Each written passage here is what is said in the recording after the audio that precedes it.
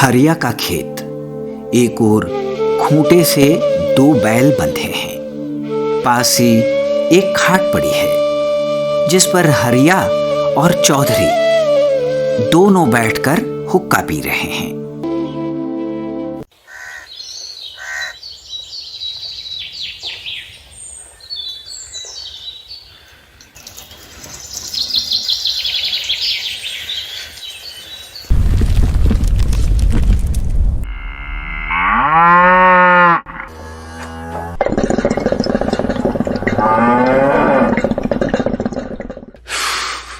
कहा भाई हरिया, सुना है अब तो तू पैसा जोड़ने लगा है।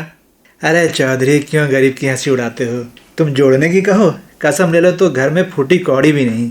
यहाँ घर के खाने के लाले पड़े हैं, बस ये 2 बैल तुम्हारे सामने खड़े हैं, इन्हें जो चाहो समझ लो।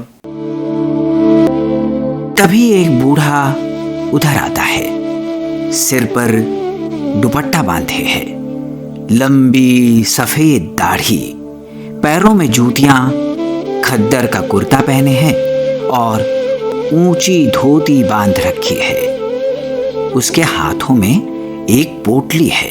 राम राम चौधरीयो। राम राम भाई, राम राम। किससे मिलना है?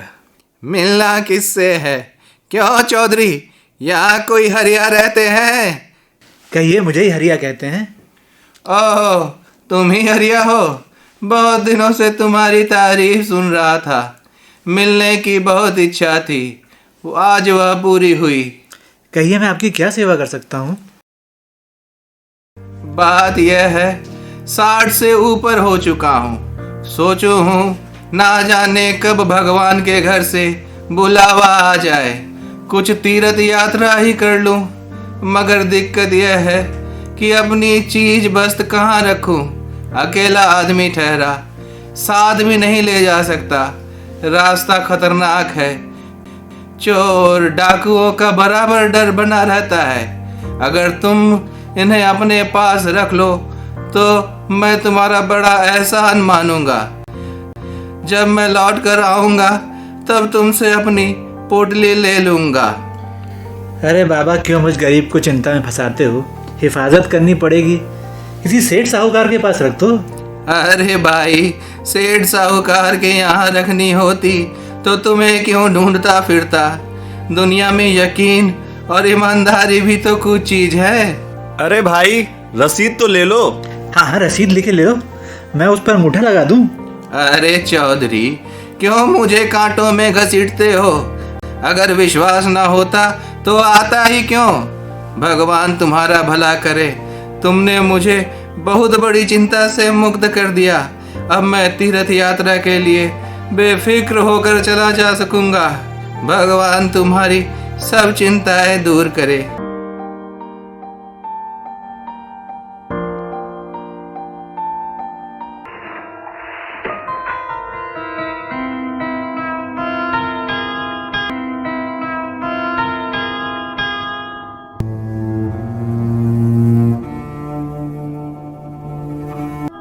हरिया का कच्चा मकान, चारों ओर निर्धनता का राज्य है। हरिया की पत्नी पार्वती एक ओर उदास बैठी है। घर में बिल्कुल सन्नाटा है। हरिया आता है, वो बहुत थका हुआ है, चेहरे पर उदासी है, आंखें झुकी मिची सी हैं, फटे हाथ, पैर धूल में सने हुए हैं। एक और टूटी हुई खाट पड़ी है।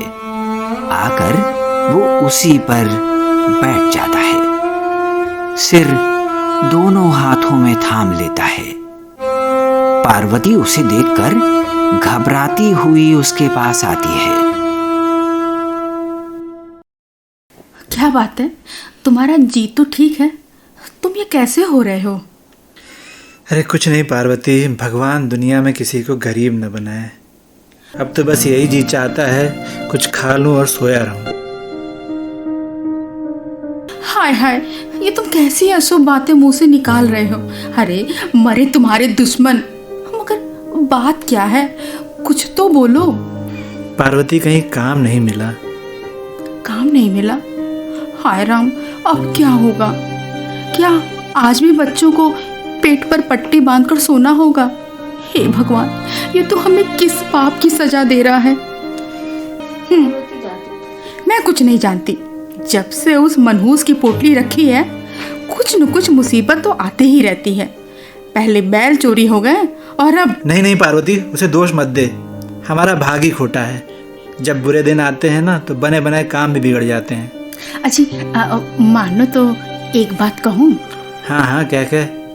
लेकिन तुम मानोगे नहीं। देख, तुझे जो कहना है जल्दी कह डाल। मानने की होगी तो जरूर मानूंगा। देखो, ईमानदारी को तो आजकल कोई नहीं पूछता।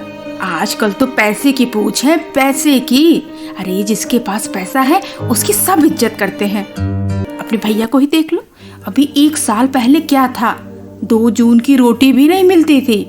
जो लोग उनकी सूरत तक देखना पसंद नहीं करते थे, वही अब जी सरकार और हुजूर के बिना तो बात ही नहीं करते। चुप हो जा। कोई कुएं में गिरे तो मैं भी गिर जाऊं? इसमें कुएं में गिरने जैसे क्या बात आ गई? अरे कोई लिखा पढ़ी तो हुई नहीं है। क्या सबूत है कि उस पोटली में उतने ही जेवर हो जितने वो बता कर गया है? अरे मेरा कहा मानो तो आज ही उस पोटली में से कोई छोटी मोटी चीज बेच आओ। अरे 1-2 हजार रुपए हाथ आ जाएंगे। सो इतने रुपए में अपना सब काम आसानी से हो जाएगा। बैल भी खरीद लेंगे और घर की दशा भी सुधर जाएगी। क्या कहा? पोटली बेच दूं? नहीं, मरते मर जाऊंगा, किंतु विश्वासघात कभी नहीं करूंगा। क्या हुआ यदि वह नहीं देखता? भगवान तो सब देखता है, उसकी नजर से तो कुछ नहीं छुपता। ईमानदारी भी आखिर कोई चीज है। तुम ईमानदारी को अपने पास रखो, अपने साथ हमें क्यों भूखा मारते हो? अरे तुम नहीं बेचोगे तो मैं बेच दूंगी। मुझे बच्चों को भूखा नहीं देखा जाता। नहीं पार्वती, ऐसा मत करना। मैं भी शहर जाता हूँ, वहाँ जरूर कोई ना कोई काम मिल जाएगा। ला मेरी लठिया दे। कहाँ जाओगे? अभी तो आए हो। शहर जाऊंगा। मगर सुनो तो, ऐसी क्या जल्दी है? और कल चले जाना। क्यों बेकार के ठोकर खाने जाते हो जब घर में ही? खबरदार पार्वती, पोटली का नाम भी लिया तो। हरिया चला जाता है। पार्वती उसे देखती रह जाती है। पार्वती को जब तक हरिया दिखाई देता है वो देखती रहती है, फिर मुंह छुपाकर रो पड़ती है। हे भगवान, कौन सी परीक्षा ले रहा है?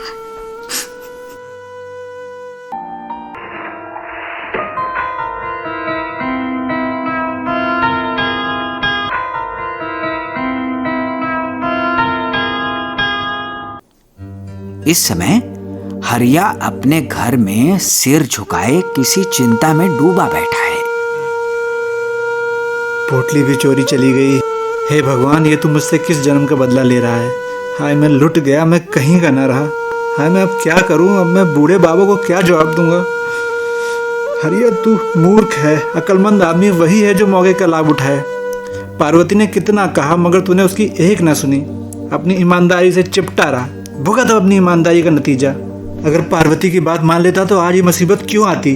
पोटली तो जानी ही थी, अब भी गई, लेकिन घर की दशा तो सुधर जाती। किसी दूसरे के हाथ तो पोटली नहीं पड़ती। छी, ये मैं क्या सोचने लगा? ऐसे बुरे विचार मेरे मन में आए ही क्यों? भगवान मुझे माफ़ करना, लेकिन पोटली की चोरी होने की बात पर यकीन कौन करेगा? सब यही कहेंगे कि हरिया ने गरीब का माल साफ कर दिया, हरिया बेईमान है, हरिया चोर है। तभी बाहर से कोई पुकारता है। हरिया, अरे भाई हरिया। उफ, अब मैं क्या करूं? बूढ़ा तो आ गया। हे भगवान। अरे भाई, मैंने कहा, सुना नहीं तुमने? मैं तीर्थ यात्रा से लौट आया हूँ। लाओ, मेरी पोटली कहाँ है? बहुत दूर जाना है अभी मुझे। बाबा वो तो चोरी। क्या मतलब? क्या तुम कहना क्या चाहते हो? मेरी पोटली चोरी हो गई? किसने की चोरी? तुमने या किसी और ने? झूठ, बिल्कुल झूठ। यह सब तुम्हारी मक्कारी है। ऐसा कह करके तुम उसे हड़पना चाहते हो। मुझे मालूम नहीं था कि तुम इतने, मगर मैं इतनी आसानी से छोड़ने वाला नहीं। मैं राजा के पास फरियाद लेकर जाऊंगा। उसके सामने तुम्हें जवाब देना पड़ेगा। वही हमारे झगड़े का निपटारा करेंगे। नहीं बाबा, ऐसा ना करना, मैं कहीं मुंह दिखाने लायक नहीं रह जाऊंगा। तुम्हारा मतलब है मैं अपनी जिंदगी भर की कमाई यूं ही लुट जाने दूं और हाथ पैर भी ना हिलाऊं? नहीं, यह कभी नहीं हो सकता। नहीं नहीं, मैं ये नहीं कहता, मैं सिर्फ कुछ दिनों की मोहलत चाहता हूँ। जैसे भी होगा मैं आपका 1-1 रुपया चुका दूंगा। लेकिन कैसे? जानते हो उन जेवरों की कीमत क्या है? 10,000 से कम के ना होंगे। 10,000? आप धीरज रखें, मेरी पत्नी, मेरे बच्चे दिन रात मेहनत करेंगे और भूखे रह के भी कितनी भी जल्दी हो सके आपका 1-1 रुपया देने की कोशिश करेंगे। बूढ़े का चेहरा खिल उठता है और वो अपनी दाढ़ी पकड़कर खींच लेता है। दाढ़ी उखड़कर नीचे गिर पड़ती है। अब जो हरिया की नजर बूढ़े के चेहरे पर पड़ती है तो वह सकते में आ जाता है। उसके मुंह से निकल पड़ता है, ओ राजा साहब आप? हाँ हरिया, मैं ही हूँ। हरिया, तुम्हें चिंता करने की कोई जरूरत नहीं है। वह पोटली और तुम्हारे बैल सब मेरी ही आज्ञा से चुराए गए हैं। मुझे अपने खजाने के लिए एक ऐसे व्यक्ति की जरूरत थी जो पूरी तरह ईमानदार हो। मैंने तुम्हारी ईमानदारी के बारे में सुना था, इसलिए मैंने तुम्हारी इस ढंग से परीक्षा ली। मुझे खुशी है कि तुम उसमें खरे उतरे।